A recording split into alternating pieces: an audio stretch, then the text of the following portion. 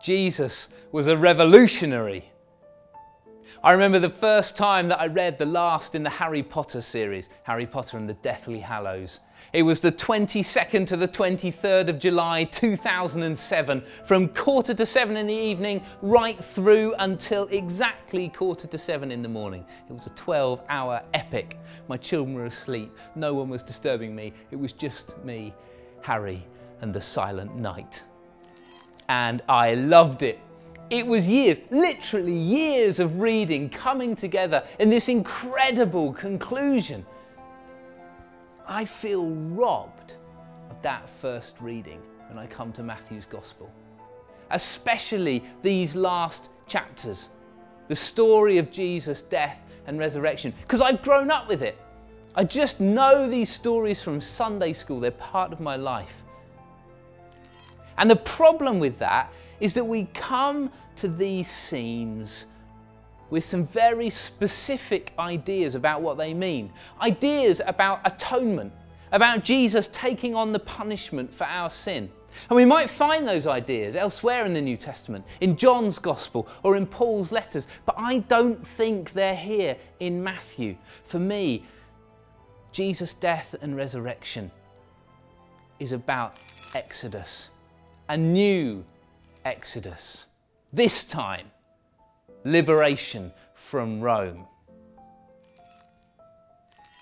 It's Passover, and Jesus is in the upper room with his disciples, and he breaks bread and he shares it with them and says, "This is my body." And he gives them the cup and says, "This is my blood, the blood of a new covenant sealed in his blood." Because you remember the first time the Passover happened, it was the Israelites escaping from Egypt. And that night, their liberation depended on the blood of every firstborn Egyptian child. And now, here's a new covenant, this time signed and sealed with the blood of God himself. Now let's step back in Matthew's Gospel, right back to chapter 5 when we were on the mountaintop and Jesus was giving his great sermon, "Blessed are the poor in spirit, blessed are the peacemakers." And here Jesus says a really interesting thing. He says, if someone hits you on your right cheek, then turn to them your left also. Now here's something you've got to know. In Jewish society, it is really shameful to use your left hand. You just don't do it, because it's the hand you use to wipe your bum, okay? You just don't use it. You definitely wouldn't hit someone with your left hand, or it would shame you far more than it would shame them.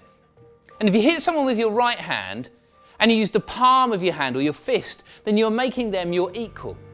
So if you really want to demean someone, if you want to put them down, you hit them with the back of your right hand to their right cheek.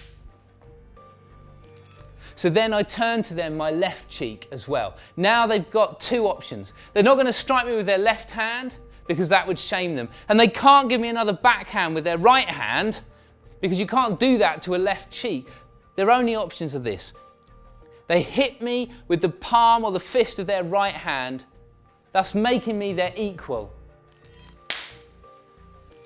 Or they walk away and do nothing. Either way, I, the oppressed one, have taken back the initiative. This is an act of creative, non-violent resistance. This is one of Jesus' most genius ideas. And he goes on. If someone sues you for your cloak, then give them your tunic as well. Now, people were sued for their cloak often because Roman oppression meant that Jewish landowners had to pay huge taxes, and they passed on the cost to the tenant farmers who got into huge debt and would often be sued literally for the cloak off their back. And Jesus says in the courtroom, if you're sued for your cloak, then give them your tunic as well. Now here's what you need to know. Jewish men only wore two items of clothing, a tunic and a cloak. In Jewish society, nakedness is really shameful, but it's far more shameful for the person who sees someone who's naked than for the naked person themselves. So there you are in the courtroom, somebody sues you for your cloak, you give them your cloak, And then you give them the tunic as well. It says to this oppressive landowner, what do you want from me? You want my tunic as well? You want everything? Standing there butt naked in the courtroom, you shame the person who would take everything from you. As you walk out the courtroom and down the road with no clothes, you symbolize the fact that you have been oppressed, but the shame is on your oppressor. It's creative, non-violent resistance. It's taking back the initiative. Jesus says another thing. He says, if someone forces you to carry their pack for 1 mile, carry it for 2.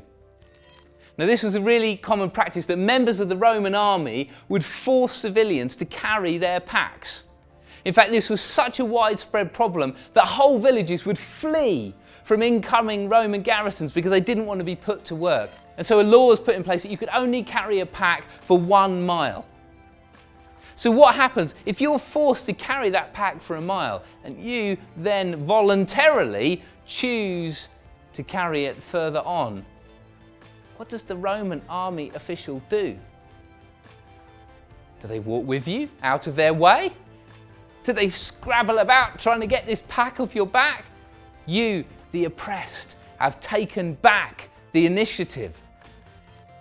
It's creative, non-violent resistance, and it has power.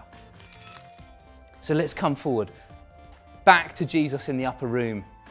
And as he leaves there and goes to the garden, he is arrested and brought before the Sanhedrin. And they give him charge after charge. And he does not answer their questions. And he's sent to Pilate, the Roman governor, who gives him charge after charge. And he doesn't answer Pilate. Because Jesus does not answer to Jerusalem. And he does not answer to Rome. He lives a different way. He has a different kingdom. And as they hang him out, exposed to die, in the quietness of his own creative, non-violent resistance, he exposes the brutality of the powers that would expose him. Jesus, the revolutionary, stands against the oppression of Jerusalem and the oppression of Rome.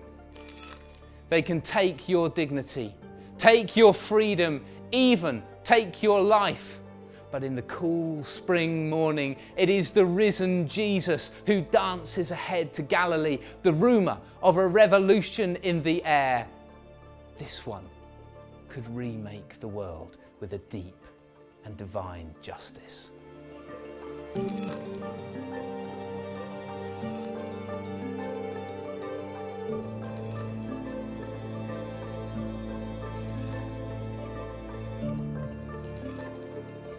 So the question, are you in? Will you take up your cross? Will you walk the path of creative, non-violent resistance, even if it costs you everything? Jesus' revolution challenges the powers of oppression in this world. Are you in?